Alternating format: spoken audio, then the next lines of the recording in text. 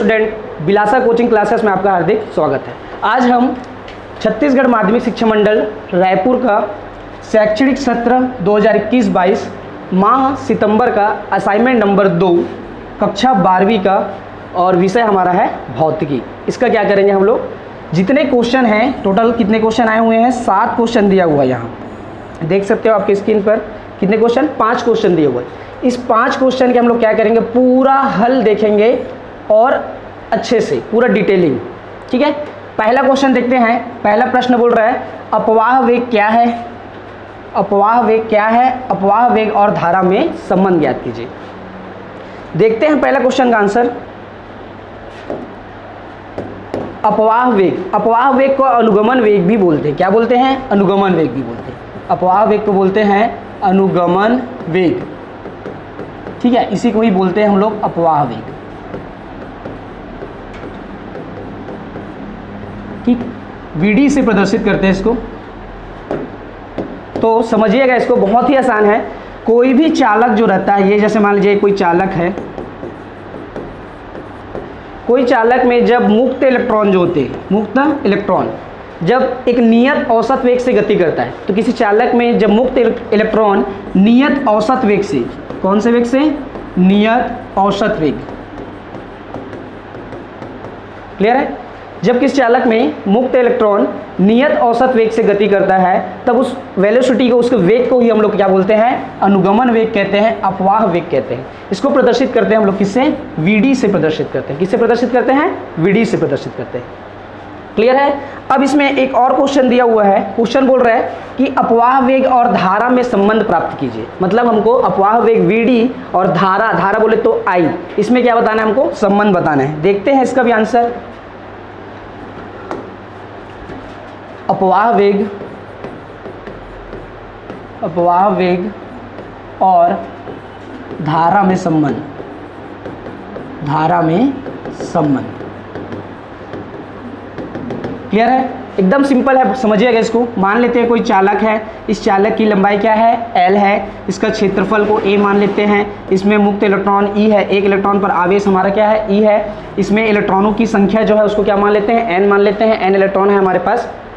Clear है। और यहाँ पर जो इलेक्ट्रॉन जो है वो एक नियत औसत वेग, कौन सा, अनुगमन वेग वीडी से क्या कर रहा है, गति कर रहा है। क्लियर है। तो अब हम यहाँ लिख सकते हैं कि माना कि इस चालक में, माना कि इस चालक की लंबाई L है, क्षेत्रफल आपका A है, उसका औसत, इसमें जो मुक्त इलेक्ट्रॉनों की संख्या है वो कितनी है, N है, और ये जो मुक्त इलेक्ट्रॉन जो है वो नियत औसत वेग वीडी से क्या कर रहा है, गति कर रहा है। ऐसा आपको क्या करना पड़ेगा, थोड़ा सा लिखना पड़ेगा। अब देखते हैं कि माना T सेकेंड में, या T सेकेंड बोल सकते हैं, T समय या T सेकेंड में, T सेकेंड में ये जो इलेक्ट्रॉन है कितने इलेक्ट्रॉन क्या करेंगे, गति करेंगे। तो माना T सेकेंड में इलेक्ट्रॉनों की संख्या, T सेकेंड में, ठीक है, इलेक्ट्रॉनों की संख्या, इलेक्ट्रॉनों की संख्या को हम क्या मान लेते हैं, L है। क्लियर है। तो T सेकेंड में इसमें कितने इलेक्ट्रॉन प्रवाहित हो रहे हैं, N इलेक्ट्रॉन प्रवाहित हो रहे हैं। तब चालक में क्या लिखे हो भाई, आप लोग लिखे हो ना, क्या लिखवाया हूँ, चालक में पढ़ो उसको, क्या लिखवाया हूँ, चालक में मुक्त इलेक्ट्रॉन जब प्रवाहित होते हैं तो T सेकेंड में चालक में इलेक्ट्रॉनों की संख्या कितनी है, कितनी है, N माने है ना, N माने है ना। ठीक है। अब इसमें क्या बताया गया है, नीचे में क्या बताया हूँ कि यदि क्या, किस में प्रवाहित हो रहा है इलेक्ट्रॉन, चालक में, किस में प्रवाहित हो रहा है, चालक में। तब यहाँ लिख सकते हैं, यदि चालक में इलेक्ट्रॉन, ठीक है, चालक में क्या, इलेक्ट्रॉन ई बस से दर्शाओगे तो भी चलेगा। तब ऐसा लिखो जी इसको, यदि मत लिखो, तब चालक में इलेक्ट्रॉन, क्लियर है। चालक में इलेक्ट्रॉन निकालेंगे तब क्या हो जाएगा, हमारा सूत्र है N इंटू इलेक्ट्रॉनों की संख्या, किसमें, चालक में। तो चालक का क्षेत्रफल कितना है, A, तो A हो गया, गुणा उसमें इलेक्ट्रॉन जो है कौन से वेग से गति कर रहा है, नियत औसत वेग, कौन सा, अनुगमन वेग, वीडी से गति कर रहा है। तो ये क्या हो जाएगा हमारा, वीडी। ठीक है, सूत्र हो जाएगा हमारा वीडी। तो N इंटू A इंटू क्या हो जाएगा आपका, वीडी। चालक N मतलब इलेक्ट्रॉनों की संख्या, A आपका चालक का क्षेत्रफल, और वीडी आपका क्या है, इलेक्ट्रॉन जो है नियत औसत वेग से क्या कर रहा है, गति कर रहा है। ठीक है। तब यहाँ पे निकालेंगे, अतः चालक में बहने वाली क्या निकालेंगे, धारा। चालक में प्रवाहित धारा, चालक में प्रवाहित धारा, ठीक है। तो I इज इक्वल टू हो जाएगा किसमें N into A into V D, और क्या जुड़ेगा एक इलेक्ट्रॉन। किस एक इलेक्ट्रॉन पर आवेश कितने होते हैं भाई, E होते हैं, तो एक इलेक्ट्रॉन पर आवेश क्या हो जाएगा E। याद रखिएगा एक इलेक्ट्रॉन पर आवेश, एक इलेक्ट्रॉन पर आवेश को हम लोग E से दर्शाते हैं, ठीक है। इसका मान भी बताया था मैं, कितना होता है भाई, कितना 1.6 गुणा 10⁻⁻19 कूलम, ठीक है। क्लास में नहीं बताया हो रे, ऐसे करते हो, कहाँ बनेगा, इससे भी बनेगा क्या, नहीं बनेगा ना, ठीक। तो ये हो जाएगा आपका E, क्लियर है, एक इलेक्ट्रॉन पर आवेश, E को हम लोग एक इलेक्ट्रॉन पर आवेश बोलते हैं, क्लियर है। अब देखो क्या बोला था, धारा और अफवाह वेग में संबंध बोला है भाई, तो ये धारा हमारा निकल गया आई, और अफवाह वेग कहाँ पास है, ये ले, तो यही हमारा जो सूत्र निकला है, यही क्या है उसमें संबंध है, यही क्या है हमारा संबंध, क्लियर है। सेकेंड क्वेश्चन देखते हैं, सेकेंड क्वेश्चन देखो, सेकेंड क्वेश्चन क्या बोल रहा है, सेकेंड क्वेश्चन, ठीक है, सेकेंड क्वेश्चन बोल रहा है प्रतिरोधकता को परिभाषित कीजिए चित्र में एक ही धातु की, ठीक है। ये आपका बोल रहा है चित्र में एक ही धातु के, ये पहला और ये दूसरा दो चालक की प्रतिरोधकता क्रमशः ρ1 और कितना है ρ2 है। इसके लिए हमको ज्ञात करना है दो क्वेश्चन, ρ1 और ρ2 के अनुपात और R1 और R2 के अनुपात, ठीक है, ये हमको ज्ञात करना है, क्लियर है भाई। देखते हैं इसका आंसर, इसका आंसर देखते हैं हम लोग, ठीक है। सेकंड का आंसर देखते हैं हम लोग, सेकंड में बोला है प्रतिरोधकता किसे कहते हैं, तो प्रतिरोधकता, क्लियर है। प्रतिरोधकता को ही हम लोग बोलते हैं विशिष्ट प्रतिरोध। जैसे मान लीजिए कोई चालक है, इस चालक की लंबाई L है और इसका क्षेत्रफल क्या है A है। अब इसमें धारा प्रवाहित करेंगे तो इसके सिरों पर क्या उत्पन्न होगा, विभवांतर, और मान लेते हैं इसका प्रतिरोध क्या है R। तो प्रतिरोध जो होता है चालक की लंबाई के क्या होता है अनुक्रमानुपाती, और क्षेत्रफल के क्या होता है व्युत्क्रमानुपाती। दोनों को एक साथ लिखेंगे तो L प्रोपोर्शनल टू R हो जाएगा अपॉन A, और यहाँ पर जब प्रोपोर्शनल टू को हटाएंगे मतलब अनुक्रमानुपाती का हटाते तो एक नियतांक लगता है रो, और इसी रो को बोलते हैं झन रो, मतलब विशिष्ट प्रतिरोध। क्या बोलते हैं, विशिष्ट प्रतिरोध,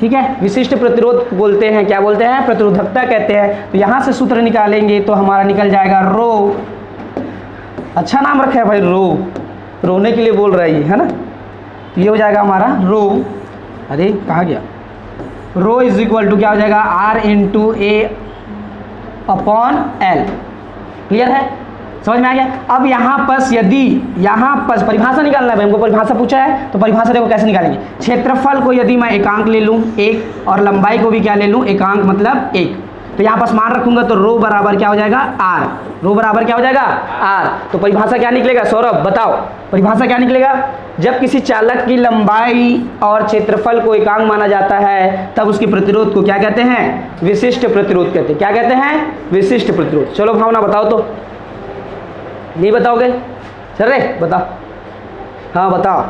एकांक लंबाई के तार के प्रतिरोध की उसका विशिष्ट प्रतिरोध हंसने के लिए थोड़ी बोलो तुम लोग, ठीक है। एकांक लंबाई के चालक तार के जब उसकी लंबाई और क्षेत्रफल को एकांक माना जाता है तब उसका प्रतिरोध क्या कहलाता है, आपका विशिष्ट प्रतिरोध कहलाता है, क्लियर है।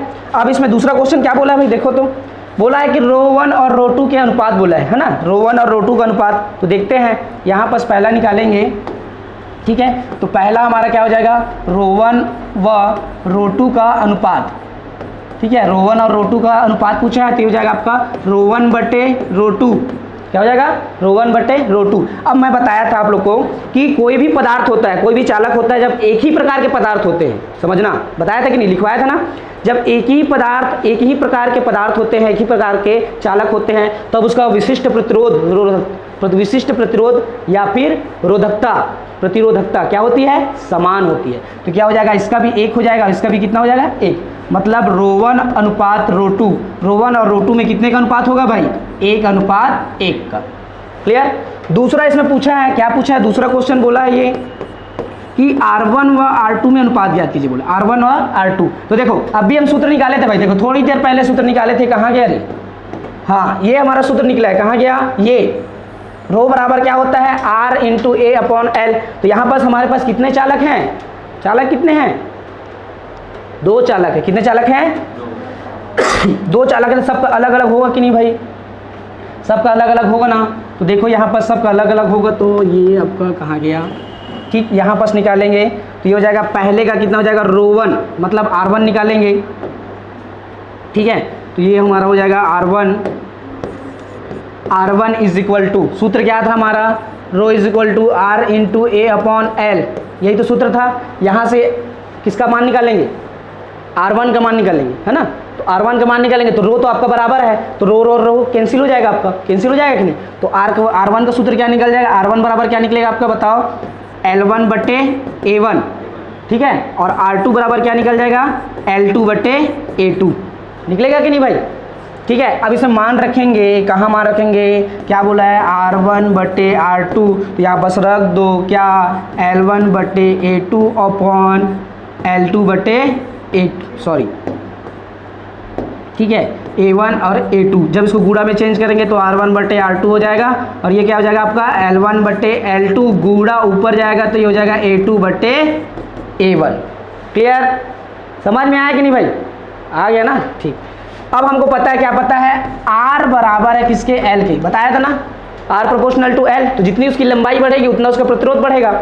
अब बताइए, ठीक है, क्षेत्रफल को क्या मान लिए हम लोग, बराबर, क्षेत्रफल को क्या मान लिए बराबर, A1 बराबर क्या मान लिए A2, तो दोनों क्या हो जाएगा यहाँ पास कैंसिल हो जाएगा, तो बचेगा क्या R1 बराबर R2 और L1 बटे L2। अब बताओ L1 कितना दिया है सौरभ, कितना दिया है, 2 सेंटीमीटर, L1 कितना दिया है 2, तो L1 बराबर 2 सेमी और L2 बराबर कितना दिया है 4 सेंटीमीटर, तो ये हो जाएगा आपका 4 सेंटीमीटर। मान रखो भाई, तो R1 बटे R2 इज इक्वल टू 2 बटे 4, 2 एकम 2, 2 दूने 4, मतलब 1 बटे 2।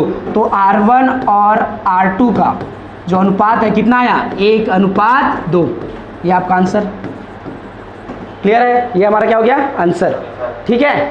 सेकेंड, तीसरा क्वेश्चन है हमारा, एक एम्पियरी पास के लिए परिणामी चुंबकीय क्षेत्र का मान B बराबर μ0 I/2πr है। इस संबंध के लिए 4 प्रमुख निष्कर्षों की व्याख्या कीजिए। ठीक है, मतलब एम्पियर के परिपथी नियम में जो परिपथ बनता है उसको बोलते हैं एम्पियरी पास बोलते हैं। एम्पियरी पास भी बोलते हैं, एम्पियरी लूप भी बोलते हैं। उसमें हमको निकालना है क्या, 4 निष्कर्ष निकालना है। तो देखिए सर्वप्रथम क्या करते हैं हम लोग, एम्पियरी पास बनाने में हमको क्या लेना पड़ता है, एक बंद पास की आवश्यकता पड़ती है। जैसे मैं ले लिया यहाँ पास एक बंद पास, ये हमारा एक बंद पास है, इसमें मैं चालक तार को ऐसे क्या कर दिया, जोड़ दिए हैं। ठीक है, यहाँ से इसकी त्रिज्या कितनी है, x मान लो या r मान लो। तो एम्पियरी पास में बनाने के लिए हमको क्या करना पड़ता है, एक बंद पास की आवश्यकता होती है। सेकेंड, तत्पश्चात धारावाही तार इस बंद पास, ये देखो ये धारावाही तार है ना, यही तार है धारावाही तार, इसी में धारा प्रवाहित होगी नीचे से ऊपर, एक्स वाई नाम दे देते हैं। चलो, तो धारावाही तार इस बंद पास, लूप, पास को ही लूप बोलते हैं, लूप के अंदर उपस्थित होना चाहिए। देखो उपस्थित है ना भाई, है कि नहीं उपस्थित, है ना। तीसरा, एम्पियर के नियम से, एम्पियर का नियम क्या होता है, इसके लिए मैं एक वीडियो भी बनाया हूँ, देख सकते हो आप। और इसमें एम्पियर का नियम क्या होता है कि जब किसी चालक तार में विद्युत धारा प्रवाहित की जाती है तो उसके चारों ओर जो चुंबकीय क्षेत्र उत्पन्न होता है, तो चुंबकीय क्षेत्र जो चारों ओर उत्पन्न होता है उस चुंबकीय क्षेत्र B का रेखीय समाकलन, B का रेखीय समाकलन जो होता है उस परिपथ में बहने वाली धारा I का μ0 गुना होता है। ये होता है सूत्र, क्लियर है, कितना गुना होता है, μ0 गुना होता है। तो ये हमारा हो जाएगा बद्ध समाकलन चौथा, B vector into DL vector बराबर कितना, ठीक है, μ0 इंटू I, बद्ध समाकलन μ0 इंटू कितना होता है, I होता है। अब यहाँ से इसको मान निकालेंगे तो F वेक्टर को हटाएंगे तो क्या लगेगा, cos थीटा, क्योंकि आप लोग पढ़े हो कक्षा 11वीं में 2 सदिशों का अदिश गुणनफल में, तो cos थीटा लग जाएगा। यहाँ पर अगर मैं यदि एंगल को थीटा बराबर कितने अंश ले लेता हूँ, 0 अंश, तो ये क्या हो जाएगा हमारा बद्ध समाकलन B इंटू DL cos 0 अंश, और cos 0 अंश का मान होता है कितना, 1, तो हमारा आ जाएगा आपका बद्ध समाकलन इंटू DL और cos 0 अंश का मान कितना, 1। B को अगर बाहर निकालते हैं तो हो जाएगा हमारा B बाहर निकल गया चुंबकीय क्षेत्र, और ये DL मतलब होता है आपका अल्पखंड, DL मतलब क्या है आपका अल्पखंड। अब भाई पूरा खंड बनाएंगे तो पूरा खंड क्या बना है आपका, वृत्त बना है, तो ये क्या हो जाएगा DL बद्ध समाकलन वेक्टर, तो ये हो जाएगा 2πr वृत्त की परिधि, किसकी परिधि, वृत्त की परिधि। ठीक है, क्या हो जाएगा, वृत्त की परिधि, वृत्त की परिधि कितना होता है 2πr, यहाँ मान रखेंगे तो क्या हो जाएगा आपका B इंटू 2πr, और बराबर में क्या है आपका म्यू 0 इंटू आई, यहाँ से b का मान निकालेंगे तो mu 0 into I upon 2 pi r, यही तो सूत्र दिया है भाई, देख लीजिए, ये देखिए b vector is equal to mu 0 I upon mu 0 I into 2 pi r. ठीक है, चौथा क्वेश्चन देखते हैं, क्या बोल रहा है, सार्वत्रिक गुरुत्वाकर्षण नियतांक g परावैद्युतांक तथा पारगम्यता की तुलना 4 बिंदुओं पर कीजिए। ठीक है, चौथा का आंसर देखते हैं हम लोग। चौथा क्वेश्चन बोल रहा है सार्वत्रिक गुरुत्वाकर्षण नियतांक g परावैद्युतांक x तथा पारगम्यता म्यू की तुलना 4 बिंदुओं में कीजिए। देखते हैं आंसर इसका, ये 4 बिंदु में दिए, ये आपका बिंदु 4 बिंदु दिया गया है, ये आपका गुरुत्वाकर्षण नियतांक g, ये आपका परावैद्युतांक है और ये आपका क्या है, पारगम्यता।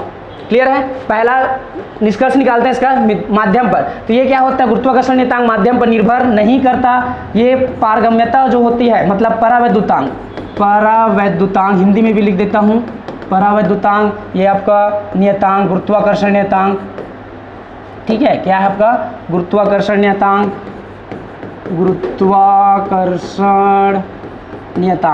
ये आपका पारगम्यता। ठीक, पारगम्यता है ये म्यू, पारगम्यता। ये माध्यम पर निर्भर नहीं करता, ये माध्यम पर निर्भर करता है, ये भी माध्यम पर निर्भर करता है। सेकेंड है SI पद्धति में इसका मान होता है 6.67 गुणा 10⁻⁻11, इसका मान होता है 8.854 गुणा 10⁻12 और इसका होता है 4 पाई गुणा 10⁻7।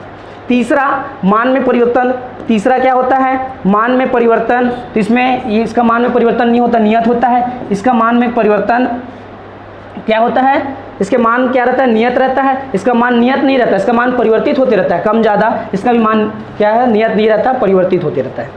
चौथा देखते हैं विमित सूत्र, इसका विमित सूत्र होता है m-1 L3 और t-1, इसका होता है m-1 L-3 T4i का वर्ग, i की घात 2, और इसका होता है आपका ml t-2 और i-2।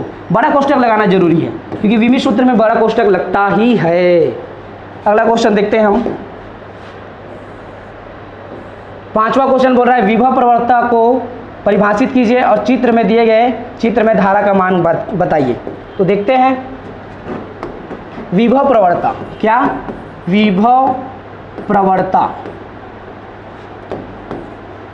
विभव प्रवणता, तो याद रखिएगा विभव प्रवणता का सूत्र होता है V/L। मतलब जब किसी चालक तार की एकांक लंबाई, किसी चालक की एकांक लंबाई में विभव परिवर्तन की दर ही क्या कहलाती है, विभव प्रवणता कहलाता है। और सेकंड क्वेश्चन का आंसर हमारा हो जाएगा, चित्र कुछ इस प्रकार से बना हुआ है, इसमें कितने एम्पियर की, सौरभ कितने एम्पियर की है भाई, 5 एम्पियर की धारा इसमें आ रही है। इसमें कितने एम्पियर की धारा, 2 एम्पियर की धारा। इसमें कितने एम्पियर की धारा जा रही है, 4 एम्पियर की धारा जा रही है। और यहाँ पर हमको पूछा है धारा का मान बताइए। तो मैंने पढ़ाया था आपका किसका नियम, किरचॉफ का नियम। किसका नियम भाई, किरचॉफ का नियम। कौन सा नियम, प्रथम नियम। किरचॉफ का कौन सा नियम, प्रथम नियम। क्या होता है प्रथम नियम, किरचॉफ का प्रथम नियम क्या होता है, किसी संधि में आने वाली धारा और संधि से जाने वाली धारा क्या होती है, बराबर होती है, मतलब बराबर होती है। तो प्रथम नियम, आने वाली धारा देखो भाई, आने वाली धारा क्या हो जाएगा, 5 एम्पियर प्लस कितना एम्पियर, 2 एम्पियर, बराबर होगी जाने वाली धारा कितना, 4 एम्पियर। ठीक है, तो 5 और 2 कितना हो जाएगा, 7 एम्पियर, और ये कितना एम्पियर, 4 एम्पियर। ठीक है, अब 7 में से कितना घटाएंगे, 7 में से कितना घटाएंगे, 4, 7 में से कितना घटाएंगे, 4, क्योंकि आने वाली धारा जो होती है धनात्मक होती है और जाने वाली धारा क्या होती है, ऋणात्मक।